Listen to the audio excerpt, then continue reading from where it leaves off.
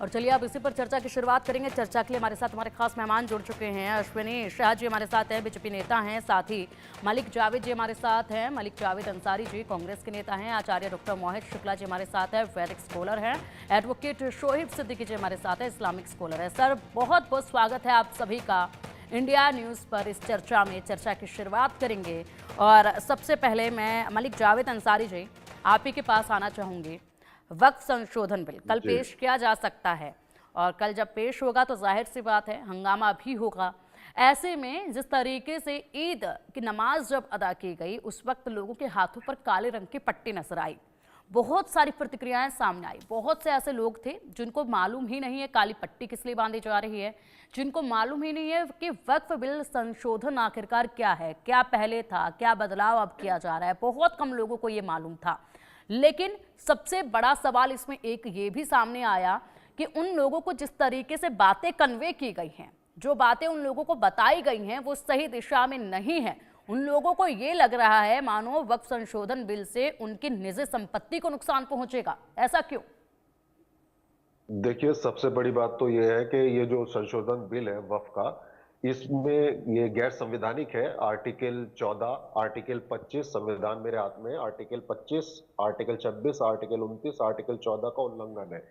पहली दूसरी बात यह है कि बार बार ये भाजपा वाले कह रहे हैं कि ये ताकत देगा, ट्रांसपेरेंसी लाएगा। 3 प्रावधान बता दे जिससे ट्रांसपेरेंसी आ रही। इनके पास कोई जानकारी नहीं है कैसे ट्रांसपेरेंसी आ रही। वक्फ प्रॉपर्टी को बार बार ये कहते हैं कि कोई क्लेम कर दे तो वो हो जाती है। भाई ट्रिब्यूनल में जाती है, और ट्रिब्यूनल तो रेलवे का भी ट्रिब्यूनल है। उसको हाई कोर्ट में चैलेंज किया जाता है, उसका रिव्यू पिटीशन डाला जाता है, अपील डाली जाती है। ऐसे ही एनसीडीआरसी है, देश में बहुत सारे ट्रिब्यूनल है। ट्रिब्यूनल के बाद हाई कोर्ट होता है, फिर सुप्रीम कोर्ट होता है। तो सबसे बड़ा झूठ ये है। दूसरी बात यह है कि जो केंद्र के मंत्री है हमारे माइनॉरिटी मिनिस्टर रिजिजू जी, वो संसद में उनको खुद ही नहीं पता कि इस बिल में क्या है। आप इनके राष्ट्रीय अध्यक्ष भी हैं जेपी नड्डा, और वो हेल्थ मिनिस्टर भी। उन्होंने संसद में बयान दिया कि बिहार में 157 मेडिकल कॉलेज बना दिए, जबकि वहां 38 जिले हैं और वहां पे 40 मेडिकल कॉलेज भी नहीं है। तो ये संसद में भी झूठ बोलते हैं, ये पार्लियामेंट में भी झूठ बोलते हैं, ये लाल किले पे भी झूठ बोलते हैं, और ये कोर्ट में भी झूठ बोलते हैं। बार बार ये जो लाया क्यों जा रहा है ये बिल? कल आप 2 तारीख है, 2 तारीख पे इसलिए लाया जा रहा है क्योंकि मोदी जी के जो मित्र हैं अमेरिका के राष्ट्रपति, वो भारत पे रेसिप्रोकल टैक्स लगाने वाले, तो मुद्दों से भटकाने के लिए लाया जा रहा है। और दूसरी तरफ मोदी जी की कुर्सी खतरे में है। वो आरएसएस कार्यालय इसीलिए गए थे, 75 साल के हो गए हैं, और इन्होंने ही कानून बनाया था 75 साल के बाद संन्यास में जाएंगे, मार्गदर्शन मंडल में जाएंगे। तो शायद मोदी जी अब मार्गदर्शन मंडल में जाने वाले, उनकी कुर्सी को खतरा है, इसलिए ये सब हो रहा है। और इनके ही गठबंधन के साथी हैं चंद्रबाबू अंसारी जी, अंसारी जी, ये जो हम अंसारी जी, प्रॉपर्टी को जी, विपक्ष का सिर्फ एक ही रहता है, चाहे कोई भी बदलाव हो, कोई भी कदम उठाया जाए, उसमें यही कहा जाता है कि मुद्दों से भटकाने की कोशिश की जा रही है। यहाँ पर आपने तमाम बातें कही, लेकिन आपने यहाँ पर यह जिक्र नहीं किया कि किस तरीके से संपत्ति तो वक्फ बोर्ड की बढ़ी है, लेकिन आय घटती क्यों चली गई है। कुल मिलाकर यहाँ पर सचर कमेटी की रिपोर्ट के अनुसार जो वक्फ बोर्ड के पास संपत्ति है उसके अनुसार 12,000 करोड़ रुपए की कमाई होनी चाहिए, लेकिन होती कितनी है? 163 करोड़ रुपए की। अब सोचे कितना ज्यादा मार्जिन है इसके अंदर। ये क्यों? इसी की पारदर्शिता की बात की जा रही है। ठीक है, बहुत अच्छा सवाल है आपका, वैलिड पॉइंट है। लेकिन सवाल तो यह है कि 100 करोड़ भारतीयों की आय क्यों घट गई है, वो कुछ खरीदने लायक क्यों नहीं रही है? आप बात कीजिए वक्फ बोर्ड को लेकर। और दूसरा बड़ा सवाल इसमें यह भी है अंसारी जी, दूसरा एक सवाल इसमें यह भी है, महिलाओं को शामिल क्यों नहीं करना चाहते, गैर मुस्लिम लोगों को शामिल इसमें क्यों नहीं करना चाहते? महिलाओं के अधिकार नहीं है, जो पिछड़े मुस्लिम हैं, जो अंसारी जी जो पिछड़े मुस्लिम्स हैं उनको इससे लाभ नहीं मिल पा रहा है। जब ये बदलाव होगा तो उनको भी लाभ मिलेगा। कांग्रेस ये बातें क्यों नहीं देख रही है, ये बातें आम जन तक क्यों नहीं पहुंचा रही है? भारतीय जनता पार्टी एक कदम उठा रही है तो बस इसका विरोध करना है, ये ठानकर आप बैठे हैं। खैर आऊंगे आपके पास। अश्विनी शाही जी, आपने सुना मलिक जावेद अंसारी जी को जिस तरीके से वो बता रहे हैं, तो क्या कहेंगे इस पर कि भारतीय जनता पार्टी तो मुद्दे से भटकाने के लिए, जिस तरीके से डोनाल्ड ट्रंप जो है बड़े बदलाव करने जा रहे हैं, इसलिए मुद्दे से भटकाने के लिए, इन मुद्दों से भटकाने के लिए वक्फ को लेकर आ रही है 2 तारीख को, ये कहा जा रहा है। देखिए, इस देश में एक नैरेटिव चल गया है कि कोई भी देश हित की चीज अगर आ रही है तो उस देश हित की चीजों में इस तरीके से भटका दो लोगों को कि जनता तक सही चीजें न पहुंच पाए। उसका उदाहरण हमने सीएए में देखा, सीए में किस तरीके से आपकी नागरिकता चली जाएगी, आपका ये हो जाएगा। क्या मलिक जावेद अंसारी की नागरिकता गई या हिंदुस्तान के किसी इनके रिश्तेदार की नागरिकता गई? लेकिन किस तरीके से प्रोटेस्ट हुआ। चलिए, वहां तो विदेशी फंडिंग हो रही थी और क्या हो रहा था सब जांच में आ रहा धीरे धीरे। सुरेश चचा का फंडिंग अब नहीं है, लेकिन अब एनआरसी में भी वही हुआ। एनआरसी आया ही नहीं कहीं, लेकिन एनआरसी के नाम पर भड़काया गया। फिर यूसीसी के नाम पर लोगों को भड़काना शुरू हो गया। तो ये जो आप चेहरा दिखा रही हैं, ये बैरिस्टर साहब जो हैं, बैरिस्टर साहब ने 3,000 करोड़ की संपत्तियां अपने कब्जे में कर रखी हैं।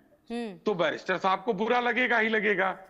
और हम जो काम कर रहे हैं वो उपेक्षित और पसमानदा के लिए कर रहे हैं, क्योंकि ये वक्फ जो है बेवा के लिए होता है, यतीम के लिए होता है, मदरसे के लिए होता है, मस्जिद के लिए होता है, चैरिटेबल अस्पताल के लिए होता है, इन सब चीजों के लिए होता है। लेकिन सच्चर कमेटी की रिपोर्ट आई, उसमें कहा गया, जो अभी आपने 12,000 करोड़ का नाम लिया, कि इससे आमदनी 12,000 करोड़ का होना चाहिए। वो तो रिपोर्ट कांग्रेस के सरकार में ही आई थी। लेकिन आपने आय दिखा दिया कि घटती हुई आय 127 से अब 66-67 करोड़ रह गया है। यानी कि कहीं ना कहीं इसमें बेईमानी, भ्रष्टाचार है। हम यही तो कहना चाह रहे हैं कि भाई हमने तो पारदर्शिता लानी है, और जो वक्फ करता है उसका वाकिफ जो है कम से कम ये बताए कि वक्फ बाय यूजर, कि हम जो यूज कर रहे हैं वो वक्फ नहीं है। हमने जो वक्फ किया है उसका वाकिफ मैं हूं, और हमने इस यतीम खाने को दिया है। आज लोग उसको बेच रहे हैं, लोग उसको भाड़े पर उठा रहे हैं, और सारा किराया अपने खा रहे हैं। ये जमा नहीं हो रहा है। मैं एक बात बताना चाहता हूं, अभी असंवैधानिक कह दिया इन्होंने। एक बिल बता दे, मैं बाकी नहीं जाता। 2013 की बात मैं करता हूं। 2013 में इन्होंने वक्फ को और मजबूत किया। वो नरसिम्हा राव के समय में भी किया गया था। लेकिन बताइए ना कि कितने लोगों से सलाह ली गई थी, कितने लोगों से मशवरा किया गया था, कौन सा जेपीसी आया था। यहां तो जेपीसी का गठन हुआ, हर प्रदेश में लोग गए, सारे मेंबरान की राय ली गई, प्रबुद्ध लोगों की राय ली गई, और उसके बाद आज इसका मसौदा तैयार हुआ, और वो मसौदा कल पेश होने के उस पे आ गया है कि हो सकता है कल पेश हो जाए, और पेश होगा तो हम पास भी कराएंगे। लेकिन यही इन लोगों का ये है। अभी आपने एक बात और कहा कि लोगों को ये पता नहीं है कि हम काली पट्टी क्यों बांध रहे हैं।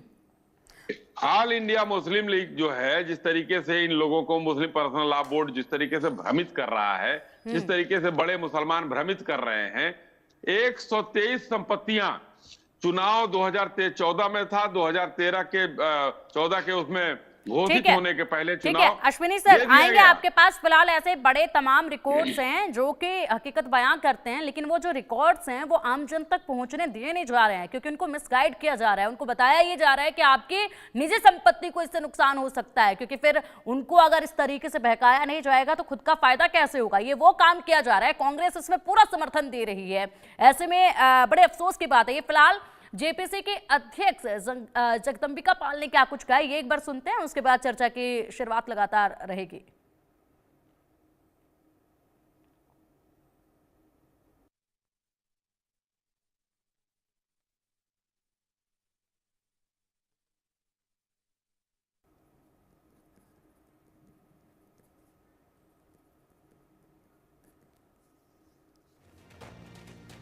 प्रतिक्रिया सुनाएंगे, लेकिन उससे पहले एक बार रुक करना चाहूंगी मैं शोएब सिद्दीकी जी का। शोएब सिद्दीकी जी, आखिरकार जनता तक क्यों नहीं हकीकत पहुंचाई जा रही है कि ये जो बदलाव किए जा रहे हैं ये उनकी भलाई के लिए हैं?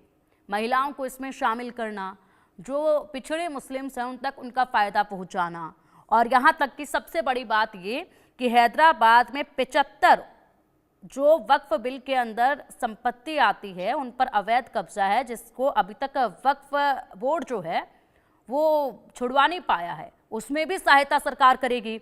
मुंबई में ऐसी 60 संपत्ति हैं, उनको छुड़वाने का काम भी सरकार ही करेगी। ये बड़े फायदे जो हैं वो पहुंचने वाले हैं वक्फ बोर्ड को, लेकिन ये सब नहीं बातें की जा रही, नहीं बताया जा रहा है। आखिरकार क्यों?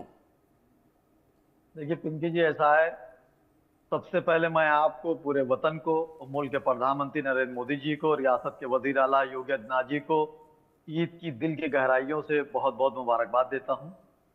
देखिए, जहां तक वक्त की बात है, देखिए किसी के मजहब में इस तरह मुदाखलत करना, हमने हमेशा कहा कि कभी भी किसी को हुकूमत करनी है तो मजहब का सहारा लिया जाता है और लोग राज करते हैं। आप देखिए, वक्फ बिल का मामला है, वो पर्सनली एक मुस्लिम शोएब को टारगेट सिद्दीकी जी, किया जा रहा आपने कहा जी किसी के मजहब में इस तरीके से इंटरफेरेंस करके, मुझे जी नहीं जी। लगता कि ये भलाई के लिए ही हो रहा है। इसमें कौन सा इंटरफेरेंस देखिए सरकार कर रही है, ये समझ देखिए पाना आप मुश्किल है। देखिए, जी जी, वही मैं बात कर, बिल्कुल सही कह रही हैं आप। देखिए, होता क्या है, दौर आप देख रही हैं कि शोएब कितना भाई, एक खराब दौर एक चल रहा एक है। सवाल का जवाब, शोएब अरे भाई दे सर, देते तो देखिए, ज्यादा बढ़िया मैं, रहता। अरे आप बड़े भाई हैं, रुकिए मैं कह दूं फिर नहीं आपकी बात नहीं नहीं नहीं होता ना, नहीं, जो एक जो जहन से सवाल, बात एक निकल लाइन का जाती है। सवाल था बस। जी जी एक लाइन जी का जी सवाल था। आप बताइए। वकील आदमी हैं, मैं जोड़ना चाहता हूं आपकी अरे इजाजत से। ये इसको भी अरे क्लियर कर दीजिएगा कि क्या ये बिल, ये जो वक्फ बोर्ड है, क्या ये धार्मिक है या जमीनों का मामला है? इसको भी जरा बता दीजिएगा।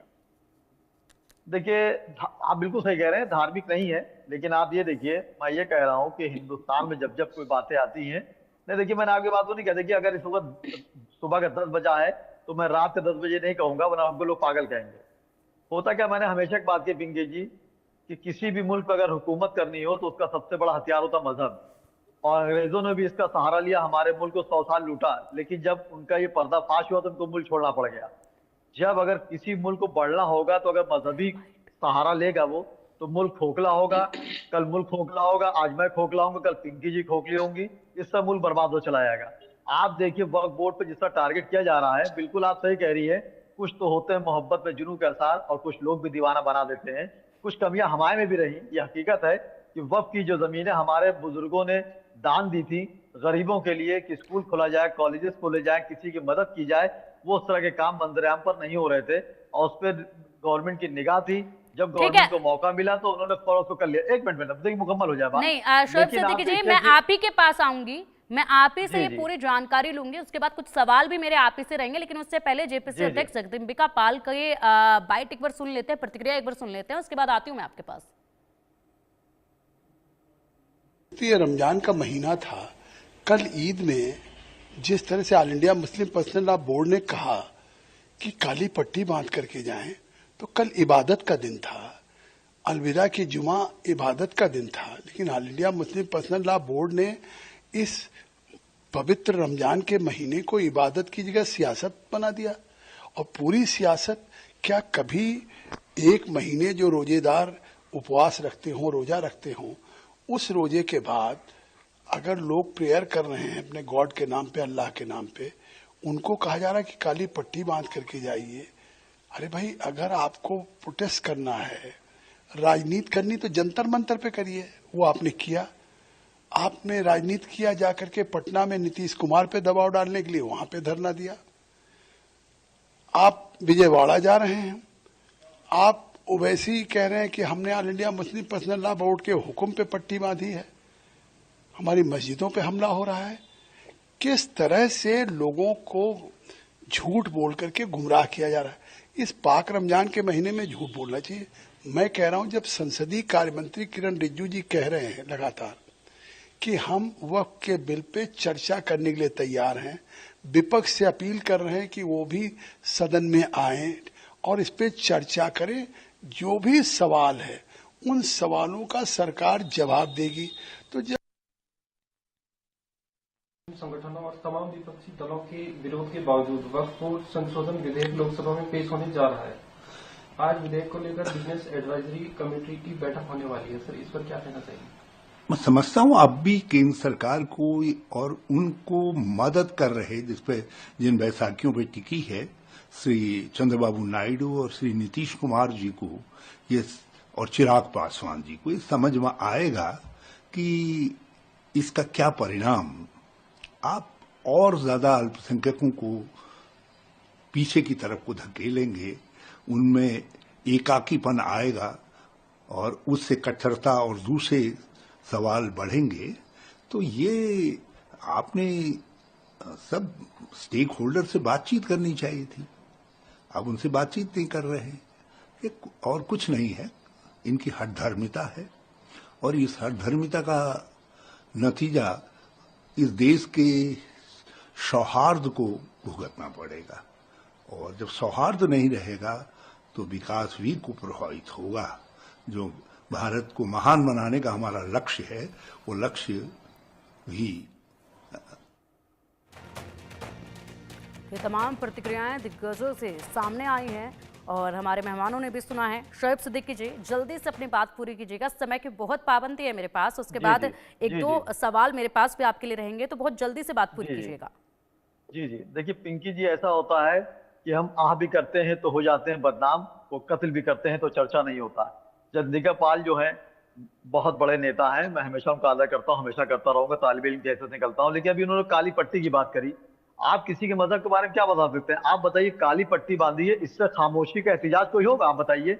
मैं रोडों पर नहीं दौड़ रहा हूँ, शोएब सिद्दीकी जी, ईद का पर्व बहुत पावन महीना रहा, उसके बाद ईद का त्योहार आया, ठीक है, उस त्योहार को बड़े ही शांति से मनाया जाना था, लेकिन फिलिस्तीन के झंडे लहराए गए हैं, फिलिस्तीन के लिए नारे लगाए गए हैं। फिलिस्तीन में तो वहां पर टूटे हुए घरों में जिस तरीके से वहां पर घटनाएं हुई हैं, उसके बीच में लोग शांति से त्योहार मना रहे थे, लेकिन यहां भारत के अलग अलग जगहों पर फिलिस्तीन को लेकर नारे लगाए गए हैं, झंडे दिखाए गए हैं। वहां पर तो नहीं किसी ने काली पट्टी बांधी, वहां पर तो नहीं किसी ने यहाँ के लिए आवाज उठाई है, लेकिन यहाँ पर कल के दिन भी ऐसी चीजें हुई हैं। आखिर क्यों?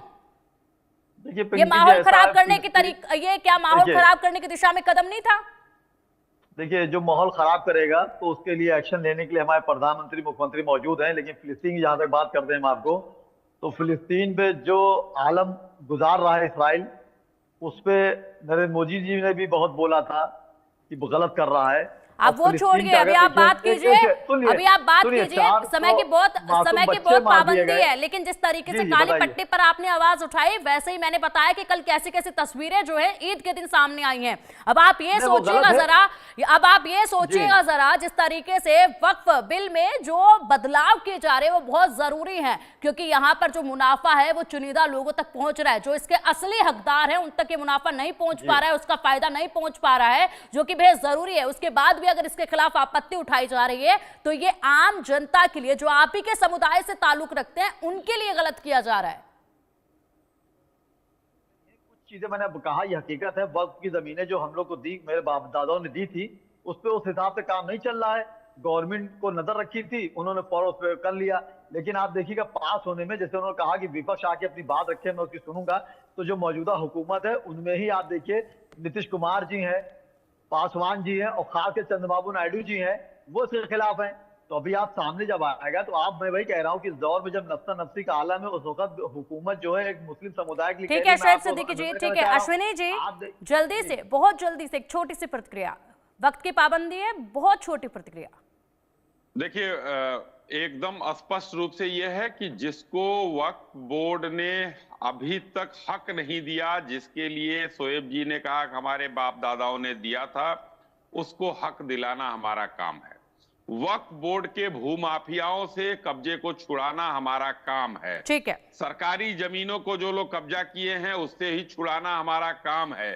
और सबसे बड़ी बात, किसी की तरफ उंगली उठाकर ये नहीं कहा जा सकता है कि ये वक्त की जमीन है, इसको खाली करो, चाहे सूरत का म्युनिसिपल कॉर्पोरेशन हो या संसद भवन। ठीक है अश्विनी जी, ठीक है। तो फिलहाल मेरे पास समय की बहुत पाबंदी है, लेकिन उम्मीद यही करते हैं कि जो असली जानकारी है वो लोगों तक पहुंचनी बेहद जरूरी है, जिस तरीके से लोगों तक गलत जानकारी पहुंचाई जा रही है। फिलहाल अश्विनी जी, मलिक जावेद जी और शोएब सिद्दीकी जी, आप सभी का बहुत बहुत शुक्रिया।